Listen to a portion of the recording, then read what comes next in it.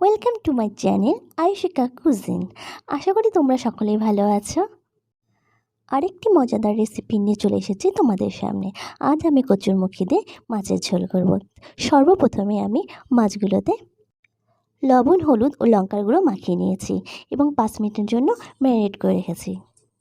ওদিকে কড়াইয়ে গরম করতে দিয়েছি তেল এবং একে একে মাছগুলো আমি ছেড়ে দেব।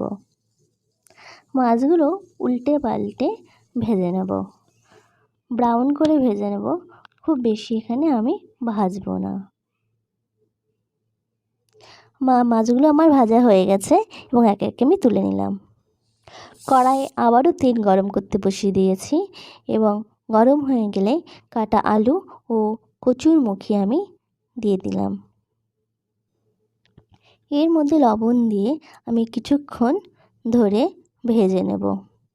ভালো মতো ভেজে নিয়ে আমি কড়াই থেকে তুলে রেখে দেব এবং এই কড়াইয়ে শুকনো লঙ্কা, জিরে এবং তেজপাতা ফোড়ন দিলাম।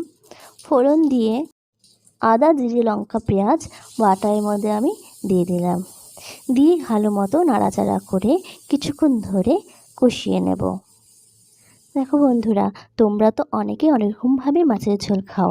একবার এই কচুরমুখী দিয়ে মাছের ঝোল করে খেয়ে দেখো, সত্যি খুব ভালো লাগবে। এরপর পরিমাণ মতন হলুদ এবং স্বাদ মতন লবণ অ্যাড করে দেব। দিয়ে আবার ভালো করে কষিয়ে নেব যতক্ষণ না তেল ছাড়বে। দেখো বন্ধুরা, খুব সুন্দরভাবে আমার এখানে মশলায় তেল ছেড়ে দিয়েছে। এ পর্যায়ে বুঝতে হবে যে মশলা আমার কষানো একদম রেডি। এইবারে ভেজে রাখা কচুর বই এবং আলু এর মধ্যে দিয়ে দেবো। বন্ধুরা, তোমরা কচুরমুখী না কচুর বই বলো, সেটা অবশ্যই কিন্তু কমেন্টে জানাবে। অনেকে অনেক রকমভাবে এই সবজিটাকে চেনে। অনেকে কচুরমুখী বলে, অনেকে আবার কচুর বইও বলে।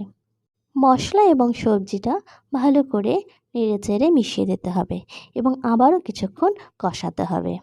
বন্ধুরা, এখানে কষানোর উপরে কিন্তু মাছের ঝোলের টেস্টটা নির্ভর করে। যত ভালো করে কষানো যায় তত ভালো টেস্ট আসে। এরপরে আমি জল দিয়ে দেব। জল দিয়ে কিছুক্ষণ ফুটতে দেব। ঝোলে এরকম বলক আসলেই মাছগুলো ছেড়ে দেব। ঝোলে মাছগুলো দেওয়ার পর আমি হালকা আঁচে কিছুক্ষণ ফুটিয়ে নেব। ব্যাস, আমার রেসিপি কিন্তু একদম রেডি। কারা কারা এই রেসিপিটা খেয়েছো কমেন্টে জানাবে। আমার তো ভীষণ ভালো লাগে, আমার কিন্তু ফেভারিট। আর যারা খাওনি তারা বাড়িতে অবশ্যই একবার হলেও খাবে, দেখবে তোমাদের ভালো লাগবে।